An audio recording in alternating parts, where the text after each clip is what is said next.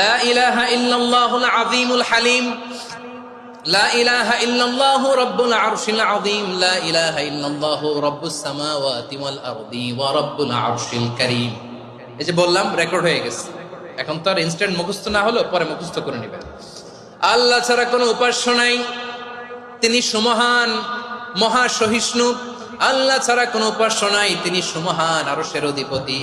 আল্লাহ ছাড়া কোনো উপাস্য নাই, তিনি আকাশের মালিক, জমিনের মালিক, তিনি সুবিশাল আরশের অধিপতি। সুবহানাল্লাহ পড়েন। এই দোয়াটা কেউ যদি পড়ে যদি এর ওসিলা করে দোয়া করে, তাকে বিপদ থেকে মুক্তি দেয় কে? মনে থাকবে আপনাদের? তাহলে বিপদের প্রথম ধাক্কায় কি যেন পড়তে হয়? ইন্না লিল্লাহ। তারপরে কি বলে আল্লাহর কাছে নিজেকে সঁপে দিতে হয়? দেয়ালে পিঠ থেকে গেলে লা ইলাহা ইল্লা আনতা সুবহানাকা ইন্নী কুনতু মিনাজ জালিমিন। 2 নাম্বার হচ্ছে লা ইলাহা ইল্লাল্লাহ